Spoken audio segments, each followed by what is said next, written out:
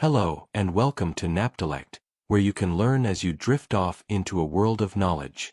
Tonight we take you through a journey of history and science with the evolution of lighthouses. A story that begins in the days of the ancients. The need for light. There is something deeply human about standing at the edge of the sea and wanting to be seen. Long before there were cities, long before there were maps or charts or the careful science of navigation, there were sailors. And wherever there were sailors, there was darkness, the particular, swallowing darkness of open water at night, where the sky and the sea become one thing, and the land is nothing more than a rumor somewhere ahead. For as long as people have trusted their lives to wooden vessels and uncertain winds, other people have stood on shore and tried to answer that darkness with light. The earliest of those answers were simple. Fires. Great bonfires built on headlands and cliff tops, fed through the night by whoever could be trusted to stay awake and keep the flames alive. There was no engineering to speak of, no tower, no lens, no mechanism. Just fire, and wood, and the hope that someone far out on the water was looking in the right direction. Over time, those open fires gave way to something slightly more considered. Baskets of flame, iron cages hung from poles or suspended over the water's edge, small enough to be managed, large enough, just barely, to cast a glow out into the dark. These were the world's first lighthouses, if we are generous with the word. Primitive, fragile, entirely dependent on the person tending them. But they were a beginning. A statement, really, that the shore cared whether the ships arrived safely. And yet those early flames had their limitations, and sailors knew it well. Wood and charcoal, the fuels most readily available, burned unevenly. They produced smoke, thick, rolling smoke that could, on certain nights, almost entirely obscure the very light it surrounded. In clear weather, a bonfire on a hilltop might be seen for several miles. But in fog, in rain, in the low gray murk of a North Sea autumn, the smoke and the weather conspired against the fire, and the light became a ghost of itself, visible one moment, swallowed the next. The ships that needed guidance most, in the worst conditions, were often the ones who could see the least. Height helped, though. This much the early lighthouse builders understood intuitively, long before anyone had the mathematics to explain why. The higher the flame, the farther it carried. A fire raised 60 feet above the waterline could be seen from a distance that a fire at sea level could never match, even accounting for the smoke. And so towers began to appear. Rough stone columns, wooden frames, structures built for no other purpose than to lift a flame as high as the builders dared. The optics were non-existent. There was no way, yet, to focus or direct the light. Visibility still depended entirely on the height of the tower and the clarity of the night air. But height, at least, was something that could be built. And so it was. It was in this spirit, this long, slow accumulation of practical knowledge about fire and height and coastline, that the ancient world began, gradually, to imagine something more permanent. The story of the lighthouse, as history has chosen to tell it, begins not with a bonfire on an anonymous cliff, but with something extraordinary. Something that, even by the standards of the ancient world, must have seemed almost miraculous. It begins, as so many stories of antiquity do, in Egypt, in the great harbor city of Alexandria, where the Mediterranean meets the Nile Delta, and where, around 280 BC, a tower was built that would give its name to the very concept of the lighthouse for centuries to come. The Pharos of Alexandria. It is worth pausing here, in the dark, and trying to imagine what it must have meant to approach that harbor for the first time. The Pharos stood on a small island, the island of Pharos, connected to the mainland by a long causeway, and its fire burned at the top of a tower that, by later estimates, rose somewhere in the region of 450 feet into the sky. 450 feet. At a time when most buildings in the world were 1 or 2 stories tall, when even the grandest temples and palaces barely cleared 50 feet, this tower climbed into the heavens. It would have been visible from miles and miles out to sea. Not just the light, but the structure itself, enormous and white against the Egyptian sky. Sailors arriving from the eastern Mediterranean, from Greece, from Rome, from the trading ports of the Levant, would have seen it long before they could see anything else of the city beneath it. The Pharos was built during the reign of Ptolemy II, and it was, from its very first years, something more than a navigational aid. It was a statement. Alexandria was, at that moment in history, one of the most ambitious cities in the world, a city of learning, of trade, of extraordinary cultural energy, and the Pharos announced all of that before a ship had even entered the harbor. Here, it said, is a city that can build a thing like this. Here is a city that is worth the voyage. At its summit, a fire burned constantly, fed and tended by a small community of keepers who lived within the tower itself.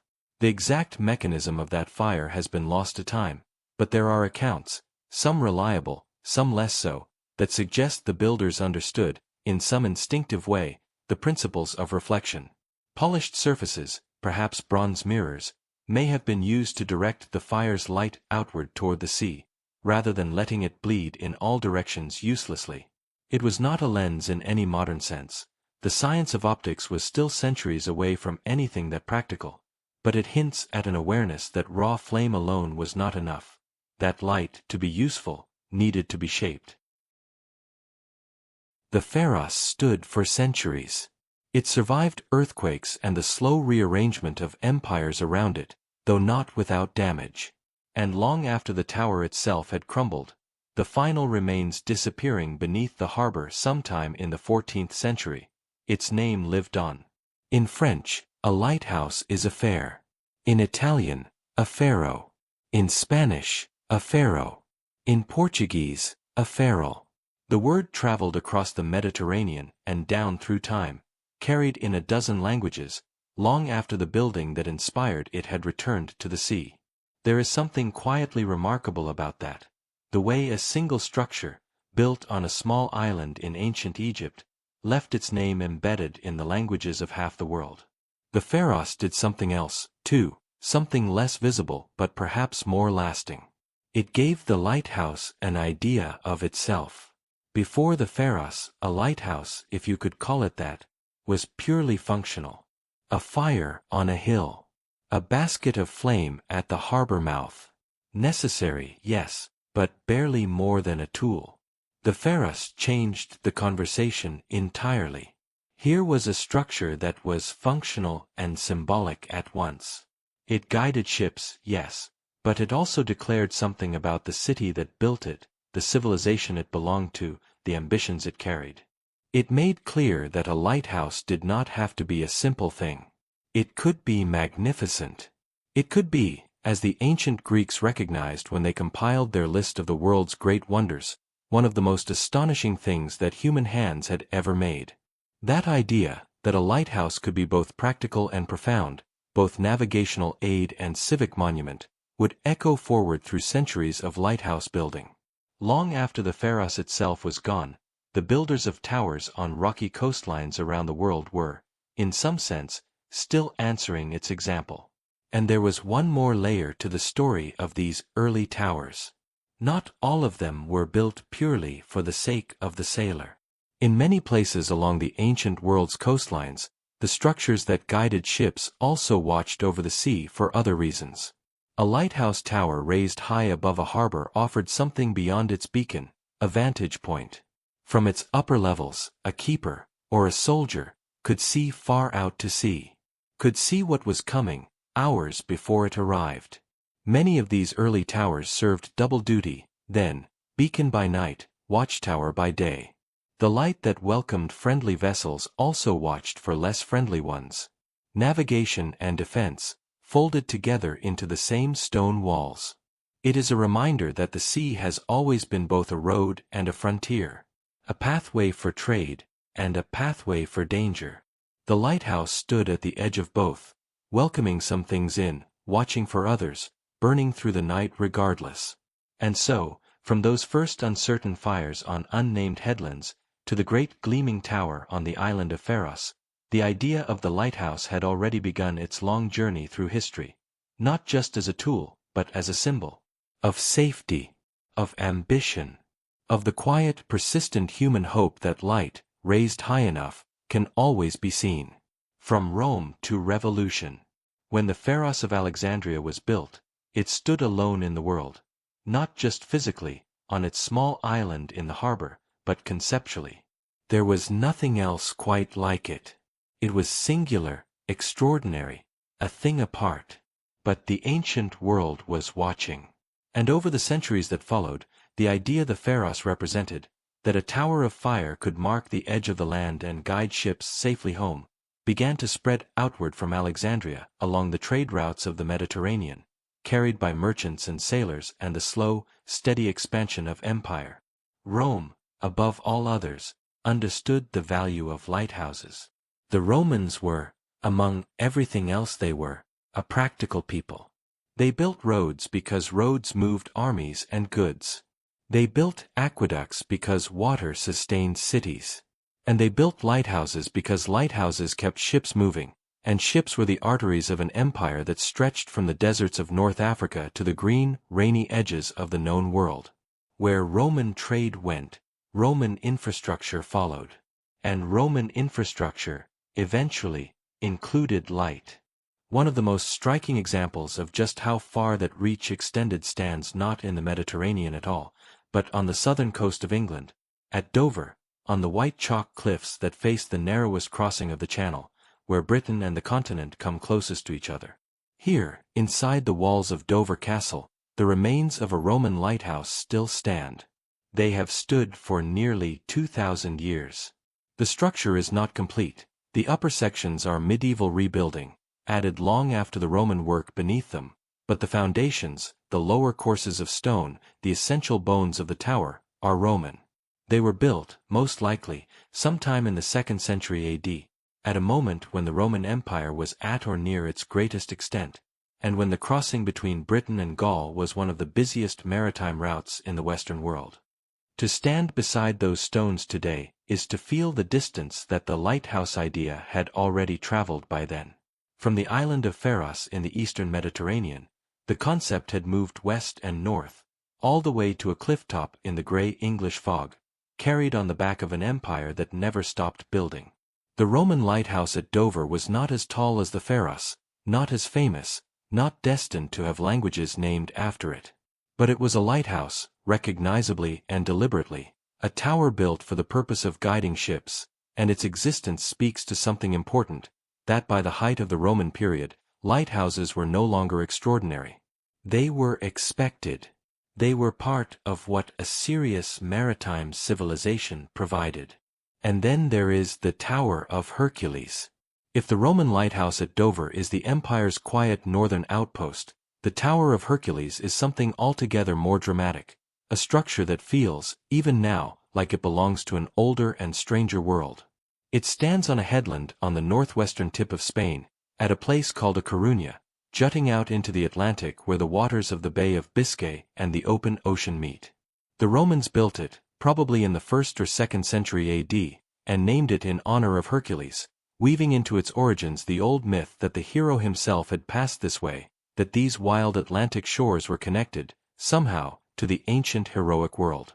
The Tower of Hercules is remarkable for many reasons, but perhaps the most remarkable thing about it is simply that it is still there. Not as a ruin. Not as a set of scattered stones beneath the grass. It stands. It has been modified and restored over the centuries. The exterior you see today dates largely from an 18th century renovation, but the Roman core remains inside, nearly 2,000 years old, and the tower is still, to this day, an active lighthouse. Ships passing the coast of northwestern Spain still navigate, in part, by a structure whose foundations were laid when Rome was at the height of its power. It is the oldest working lighthouse in the world. There is something almost vertiginous about that fact, the way it collapses time, connecting the ancient world to the present in a single unbroken thread of light. Both Dover and the Tower of Hercules point to the same truth. The Pharos was not a lonely anomaly. It was a seed. The idea it planted, that human beings could and should build tall towers of fire at the dangerous edges of the sea, took root across the Roman world and grew into a tradition. A lighthouse tradition. And for a while, it seemed as though that tradition might continue to grow, might keep developing and improving, might build steadily toward something even greater. But history rarely moves in straight lines. After the fall of Rome, the lighthouse tradition did not so much advance as pause.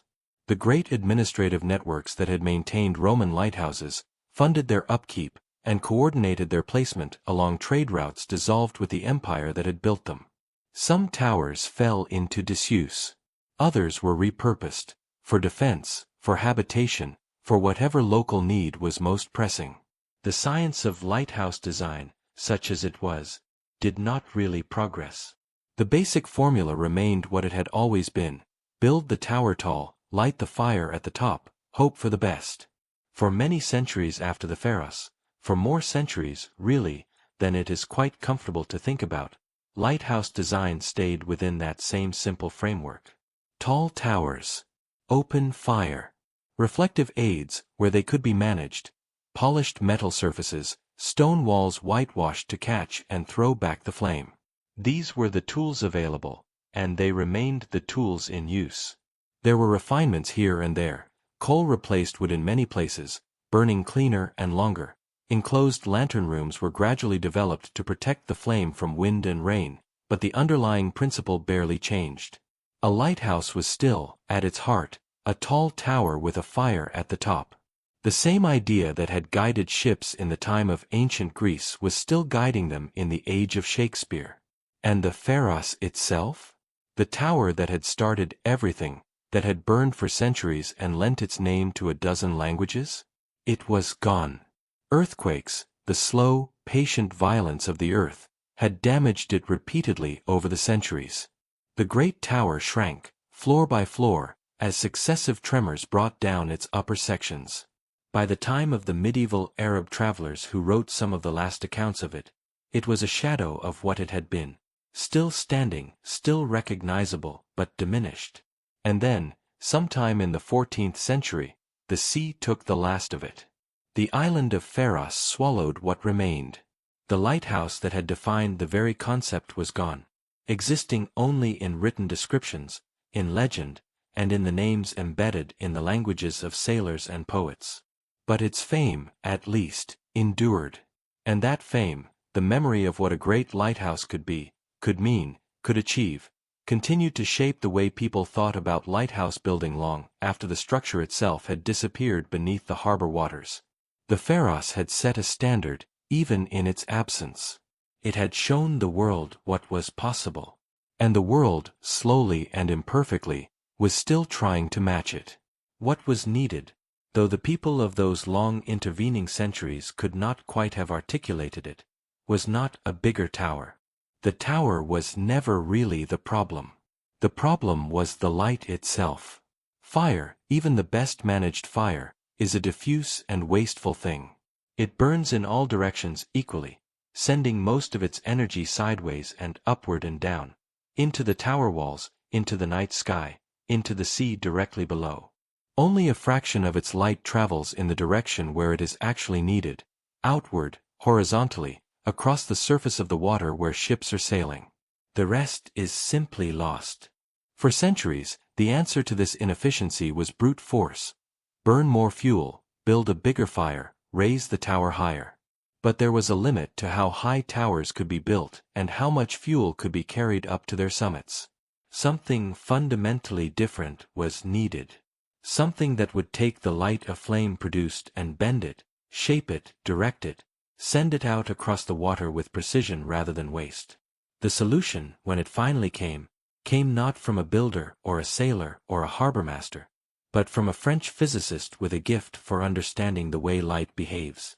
His name was Augustin-Jean Fresnel, and in the early years of the 19th century, he did something that changed lighthouses forever.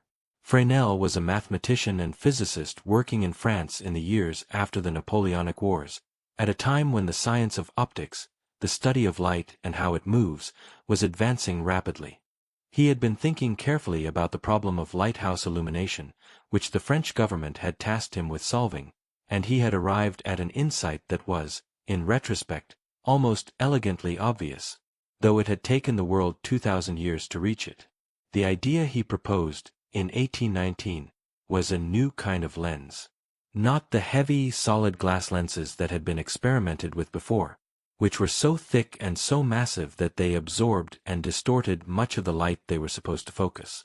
Fresnel's lens was something different. It was built in a series of concentric rings, thin, stepped circles of glass, each one precisely angled, stacked concentrically around a central bull's eye. Each ring was, in effect, a prism, and each prism took the light coming from the lamp at the center of the lens and bent it, redirected it, outward toward the horizon, in exactly the direction where a lighthouse beam needed to go. The effect was extraordinary. Where older mirror-based reflector systems captured only a fraction of the light a lamp produced, the Fresnel lens gathered light from nearly every angle, above the lamp, beside it, below it, and redirected all of it into a single powerful beam.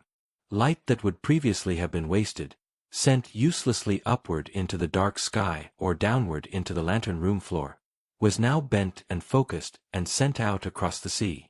The beam that resulted was brighter than anything a lighthouse had ever produced before. Brighter, and visible from far, far greater distances. There was another advantage, just as important.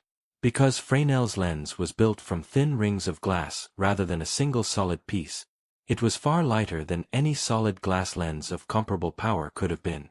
A solid glass lens capable of focusing that much light would have weighed tons, quite literally tons, and would have required a structure of extraordinary strength just to support it. The Fresnel lens achieved the same optical power in a fraction of the weight. Those thin stepped rings, each one precisely shaped to preserve the focusing power of a full lens, discarded all the unnecessary glass that would otherwise have sat between the rings, the thick, dead weight that contributed nothing to the optics and everything to the load. What remained was lean, elegant, and astonishingly effective. And there was a subtlety in the design that made it even more powerful. Older reflector systems, the curved metal mirrors that many lighthouses used before Fresnel's invention, were reasonably good at capturing light that came straight at them, but inefficient with light that arrived at an angle. Much of a lamp's output, the light that radiated to the sides rather than directly backward into the reflector, was simply missed. Fresnel's lens was designed specifically to address this. Its concentric prism rings were angled to capture light that arrived obliquely, at wide angles from the lamp, and redirect it into the beam just as efficiently as the direct light. The result was a lens that made use of a far greater proportion of the lamp's total output than any previous system had managed. Less wasted. More sent to sea.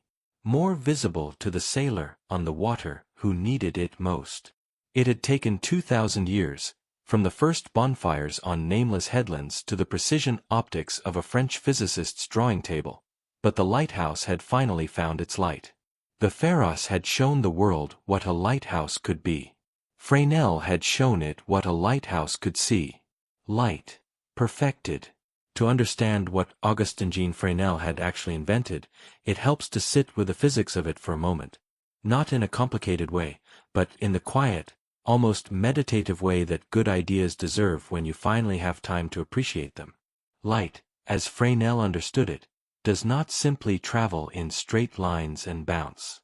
It bends. When a ray of light passes from one medium into another, from air into glass, for instance, it changes direction slightly, deflected by the difference in density between the two materials. This is refraction, and it is why a spoon placed in a glass of water appears to bend at the surface. Fresnel's lens exploited this property with extraordinary precision, using carefully shaped prisms to bend light inward, toward the beam, rather than letting it scatter uselessly in all directions. But refraction alone was only part of the story. The Fresnel lens also made use of a second optical phenomenon, internal reflection. In certain conditions, when light traveling through glass strikes the interior surface at a sufficiently shallow angle, it does not pass through the surface at all. Instead, it bounces back inside the glass, reflected as cleanly as if by a mirror. Fresnel's lens combined both of these effects, refraction and internal reflection working together, into a single coherent system. The technical term for this is catadioptric, a word that sounds formidable but describes something almost beautiful in its simplicity, a design that uses both the bending and the bouncing of light, catching every ray the lamp produces and turning it, gently but precisely, toward the sea. The upper and lower sections of the lens, the prism rings above and below the central bull's eye, worked primarily through this internal reflection, capturing light that would otherwise have escaped upward and downward and folding it back into the horizontal beam. The central zone handled refraction. Together, they formed a system in which almost no light was lost, almost none wasted. Every photon the lamp produced was recruited into the cause. It was, in the truest sense, a gathering of light, a quiet, orderly, almost patient assembly of brightness from every direction, drawn together and sent out across the water as a single, unwavering beam. And it is worth noting that this design, as elegant as it was from the very beginning, did not arrive fully formed. Fresnel was a scientist, and science moves by iteration, by testing and refining, by identifying imperfections and correcting them, by successive generations of improvement building on what came before. The lens that Fresnel first proposed in 1819 was a concept, a breakthrough, a proof of principle. The version that became standard, the version that would eventually be installed in lighthouses across the world, evolved through a series of refinements over the years that followed, each one addressing a new subtlety, each one squeezing a little more efficiency from the design. The prism angles were adjusted, the proportions refined, the manufacturing techniques improved to the point where the glass could be ground and polished with sufficient precision to make the optics work as theory said they should. There is something deeply satisfying about this process, if you allow yourself to slow down and appreciate it. A single good idea, held carefully and worked on patiently over years, becoming gradually more perfect, like a lens itself, bringing things into focus. In a calm, rhythmic sense, the Fresnel lens is like a quiet gathering of light. That image, a gathering, captures something true about how the lens operates. It does not force the light. It does not fight it or constrain it. It simply receives what the lamp produces, from every angle, and turns it gently in the right direction. There is a kind of grace in that. The violence of the old bonfire, the brute force brightness of a great fire on a hill, replaced by something more considered, more precise, more intelligent. Brightness achieved not by burning more, but by wasting less. And it works. It works in a way that the bonfires and the baskets of flame and the open fires of antiquity could never quite manage. A well-made Fresnel lens, paired with a decent lamp, produces a beam of such reach and coherence that it seems almost miraculous. A finger of light pointing out across miles and miles of dark water, steady and unwavering, saying, "Here. The shore is here. You are not alone." The place where that gathered light first showed itself to the world was a lighthouse that was already famous before Fresnel arrived, already old, already storied, already carrying the weight of centuries of maritime history on its carved stone walls. The Cordouen Lighthouse stands at the mouth of the Gironde estuary in France, where the river opens out toward the Bay of Biscay, and it is, by almost any measure, one of the most remarkable lighthouse buildings ever constructed. It was built in the late 16th century, and its design is nothing like the spare, functional towers that most people picture when they think of lighthouses. Cordouen is almost palatial, elaborately decorated, with carved stonework and formal architectural flourishes that speak of a time when even a lighthouse at the edge of the sea was expected to express the dignity of the civilization that built it. It has been called the Versailles of the sea. In 1823, it became something else as well. The first lighthouse in the world to house a Fresnel lens at full scale. The great new lens was installed in Cordouen's lantern room, and for the first time, the theory became reality at the scale that mattered. Ships approaching the Gironde estuary saw a beam of unprecedented brightness reaching out toward them across the Atlantic approaches.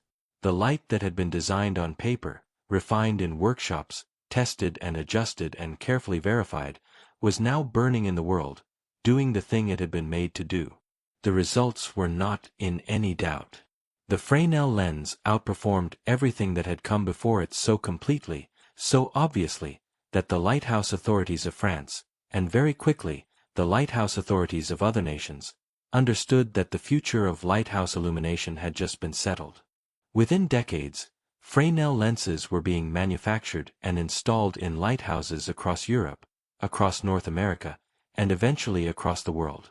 But not all lighthouses are the same. The great offshore towers that guard open ocean approaches, towers built on exposed rocks miles from the nearest shore, buffeted by the full force of ocean storms, responsible for guiding ships across hundreds of miles of dangerous water, need a very different quality of light from the modest harbor beacon that simply marks the entrance to a safe anchorage. A small harbor light needs to be visible for a few miles. A major ocean lighthouse might need to throw its beam 15 or 20 miles or more. The difference in power required is enormous. Fresnel's system accommodated this beautifully, through what became a standardized classification of lens sizes known as orders. Lenses were graded from first order, the largest, most powerful, most complex, reserved for the great ocean-going towers, down through second, third, fourth, and fifth order, each successively smaller and less powerful, to sixth order, the smallest of all, suited to modest harbor lights and river entrances. The order of a lens determined its focal length, its physical size, and the distance at which its beam could be seen. A first-order lens might stand nearly 7 feet tall and weigh thousands of pounds. A sixth-order lens might sit comfortably on a small table. This ordering system brought something that had previously been absent from lighthouse management: rationality. For the first time, the people responsible for building and maintaining lighthouses had a clear, coherent framework for matching the right equipment to the right location. Large offshore towers received large lenses. Smaller coastal lights received smaller ones. Harbor entrances were equipped with what they actually needed, rather than whatever happened to be available. The whole system became, in a word, organized. And that organization, multiplied across thousands of lighthouses on coastlines around the world, made navigation dramatically safer than it had ever been. Ships that had once relied on dim, unreliable flames seen hazily through smoke could now fix on clear, powerful, precisely calibrated beams of known character and known range. Charts could be made more accurate. Approaches could be navigated with greater confidence. The sea became just slightly less dangerous. And it was not only distance. Fresnel lenses could be rotated, producing flashes rather than a steady beam, and different lighthouses could be given different flash patterns, so that a navigator who knew their charts could identify exactly which lighthouse they were looking at simply by counting the rhythm of its light. 1 flash every 10 seconds. 2 flashes every 15. The lighthouse was no longer just a source of illumination. It was a voice, speaking in the language of light, saying not just here is the shore but here is this shore, specifically, here is this headland, this reef, this harbor entrance, and no other. The Fresnel lens had transformed what a lighthouse could do. But the story of lighthouse illumination did not end with glass and prisms. The next great change came not from optics but from energy itself, from the extraordinary transformation in human life brought about by electricity.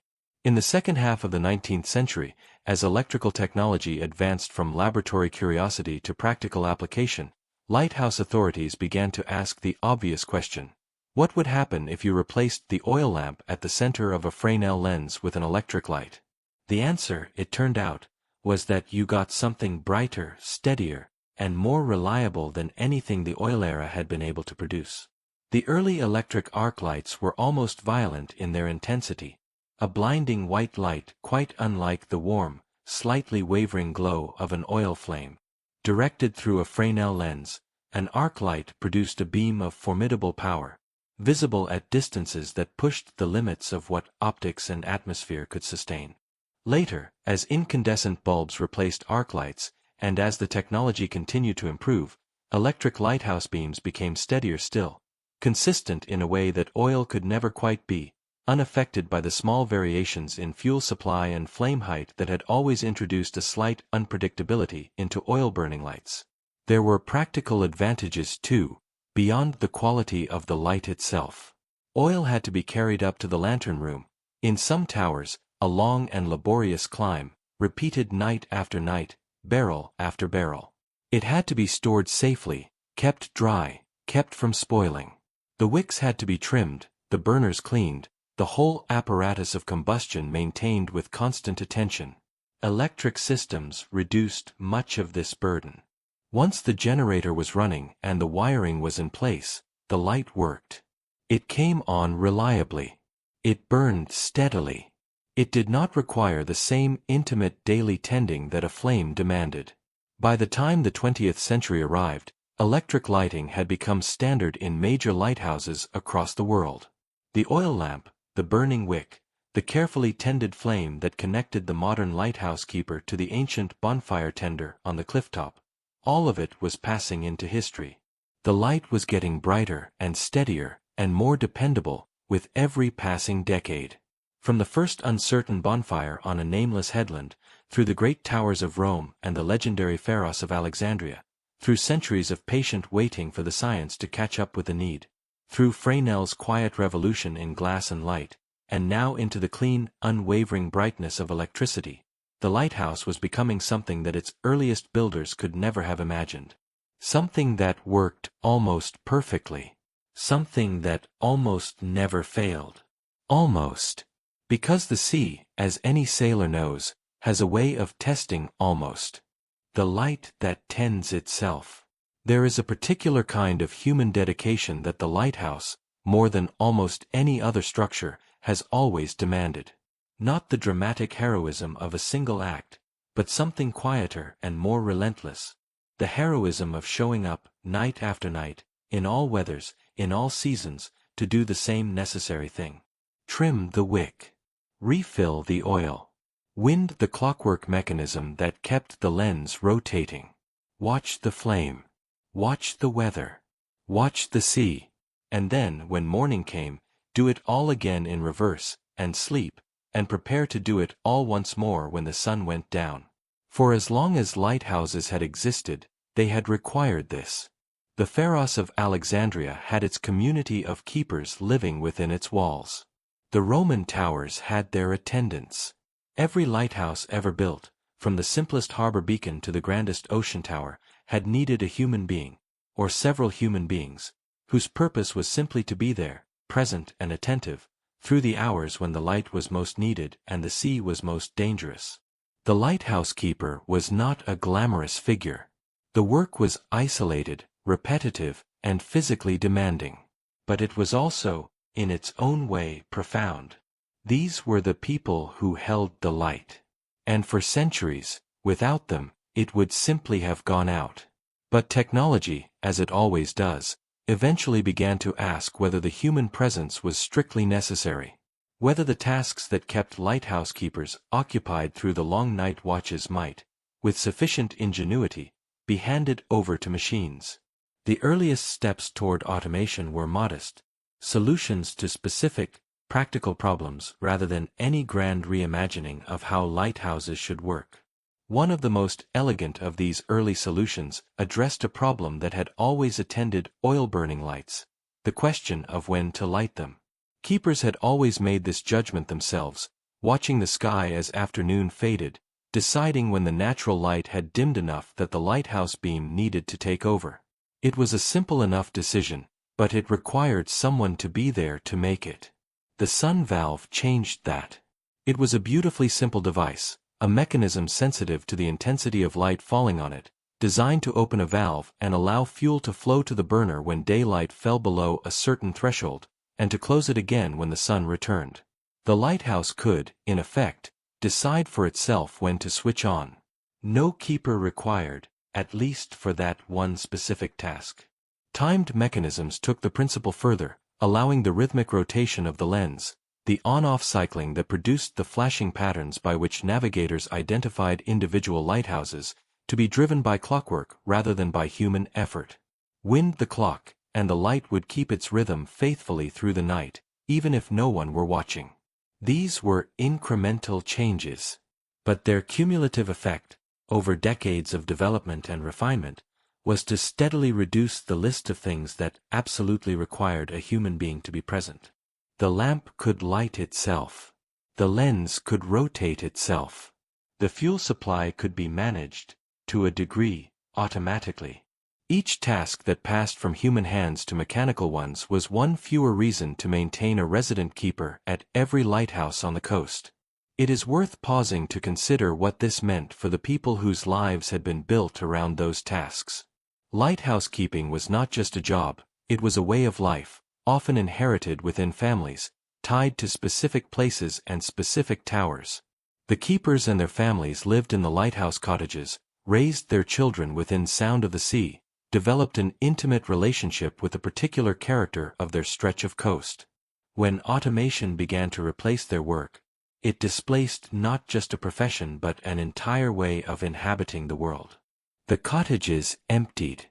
The keepers' logbooks, those meticulous daily records of weather and shipping and the state of the equipment, fell silent. A certain kind of human presence withdrew from the coastline, and the lighthouses stood on, burning faithfully without it.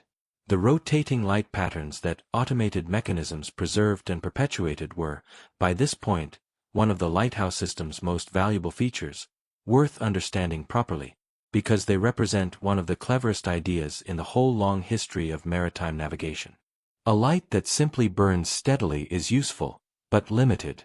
It tells you that land is somewhere in that direction, that danger or a harbor is somewhere ahead. What it cannot tell you by itself is which light you are looking at. On a coastline with multiple lighthouses, and most busy coastlines have many, a steady beam from one tower looks exactly like a steady beam from another. At night, at sea, in uncertain weather, this ambiguity could be genuinely dangerous. A navigator who thought they were off one headland but was actually off another miles away might make a fatally incorrect decision. Rotating lenses solved this problem with characteristic elegance. By turning the lens assembly at a controlled speed, the lighthouse produced a beam that swept around the horizon like the spoke of a wheel, appearing, from any fixed point at sea, as a flash of light at regular intervals. Different lighthouses could be given different flash patterns: one flash every 5 seconds, 2 flashes every 10, a long flash followed by 2 short ones. Navigators with their charts could count the rhythm and identify, with certainty, exactly which lighthouse they were observing. The lighthouse was not just a source of light anymore. It was a signature, unmistakable, written in the language of rhythm and repetition across the dark face of the sea. Automated clockwork mechanisms kept these rhythms perfectly, more reliably, in some ways, than a tired keeper at 3 in the morning. The machine did not lose count. It did not slow down. It did not have a moment of inattention. The rhythm was the rhythm, night after night, season after season, year after year. And yet, even as automation transformed the way individual lighthouses operated, the world of maritime navigation was itself changing around them, growing more complex, more networked, more dependent on systems that went far beyond what any single lighthouse, however perfectly equipped, could provide. The modern marine navigation environment is almost unrecognizably different from the world in which Fresnel designed his lens, or in which the keeper at an isolated ocean tower spent their nights tending an oil flame through the dark hours. Consider what a ship navigating Australian coastal waters has available to it today. There are, of course, the traditional aids, the lighthouses and beacons that mark the headlands, the reef edges, the harbor entrances, the points of danger that have been marked by lights for generations. But alongside those visible aids, there is a whole invisible architecture of guidance. Radar beacons, raycons as they are known, respond to a ship's radar signal by transmitting a return signal of their own, one that appears as a distinctive mark on the ship's radar screen. They do not shine visible light. They do not require the navigator to look out of the bridge window into the dark. They speak in radio waves, directly to the ship's instruments, identifying themselves by their position and their coded response.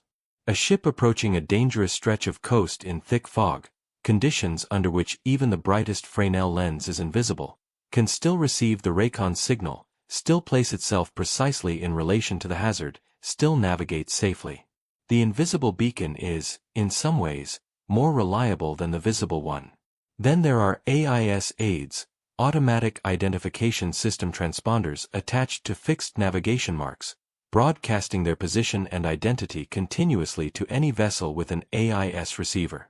And met-ocean sensors, gathering real-time data on wind speed, wave height, current strength, and water temperature from remote buoys and platforms, feeding that information into the systems that keep mariners informed about the conditions they are sailing into.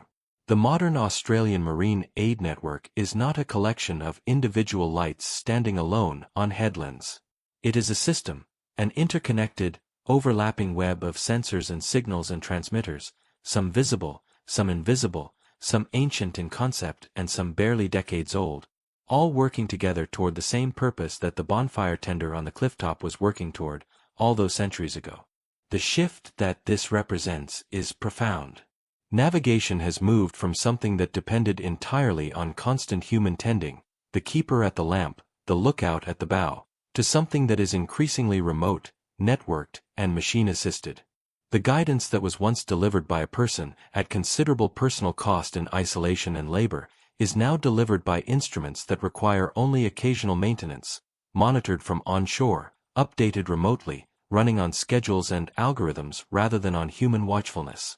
It is more reliable, in most measurable ways. And it has freed human beings from lives of extraordinary isolation in towers on the edges of the sea. But something has been lost too, or at least changed beyond recognition. The lighthouse keeper knew their coastline the way you can only know something you have watched, daily, for years. They knew the particular way the fog came in on winter mornings, the way the currents behaved around the rocks below the tower, the individual character of every ship that passed. That knowledge, embodied, accumulated, deeply personal, has no equivalent in a sensor network. It was a form of understanding that required a human life to be lived in a particular place, and it is not the kind of thing that can be automated. And so we arrive, finally, at the light as it burns today. On headlands and harbor walls and isolated rocks around the world, modern LED beacons are doing what the Pharos did, what the Roman towers did, what every lighthouse has ever done, marking the edge of the land, warning ships away from danger, welcoming them toward safety. But the technology through which they do it would be unrecognizable to Fresnel, let alone to the builders of Alexandria. LED, light-emitting diode, technology has transformed lighthouse illumination the way Fresnel's lens transformed it 2 centuries ago, by achieving more with less. An LED beacon uses a fraction of the electrical energy that an incandescent bulb requires to produce a comparable brightness. It lasts dramatically longer, tens of thousands of hours, compared to the hundreds or low thousands of hours typical of older bulb technologies. It starts instantly, with no warm-up time, reaching its full output the moment power is applied. It maintains a stable, consistent output throughout its life, without the gradual dimming that characterizes aging incandescent bulbs. And it can be programmed with extraordinary precision, given any flash pattern required, timed to fractions of a second, adjusted remotely if the pattern needs to change. These qualities make LED beacons almost ideally suited to the automated, remotely managed navigation environment of the modern world. They can run on solar panels, storing energy in batteries through the day and drawing on it through the night, operating in complete electrical independence from the onshore grid. They can be monitored remotely, reporting their status to maintenance teams onshore, flagging any fault before it becomes a failure. They can be installed in locations that would be impractical or impossible to staff, on tiny exposed rocks, on unmarked shoals, in remote stretches of coastline far from any road or settlement.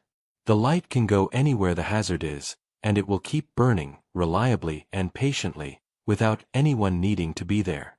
The flash patterns of LED beacons carry on the tradition that clockwork mechanisms established and Fresnel's rotating lenses made famous, each light with its own signature, its own rhythm, its own identity in the dark. On busy stretches of coast, where multiple lights may be visible simultaneously, a navigator can read the patterns and know precisely where they are. The language of light that began with the first differentiated flashes of the rotating lens is still being spoken, still being read, by the instruments and the eyes of sailors on the water tonight. And there, perhaps, is where the circle closes. Somewhere along the coast of Australia, on a headland above a dark sea, A small LED beacon is flashing its patient rhythm into the night. It draws its power from the sun. It needs no keeper. It asks nothing of anyone except to be noticed, and trusted, and used.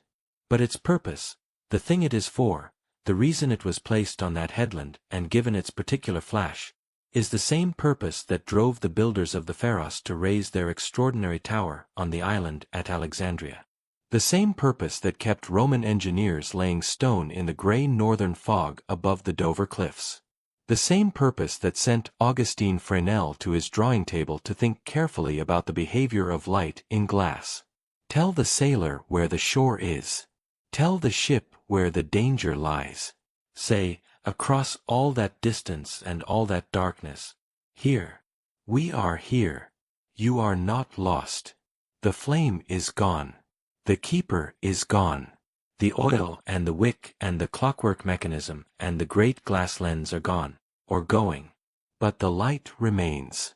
It always remains, flashing its quiet signal outward across the water, as it has for more than 2,000 years, and will for as long as ships sail and coastlines exist, and the sea asks its oldest, most patient question of the dark. Where is the shore? Here. The shore is here.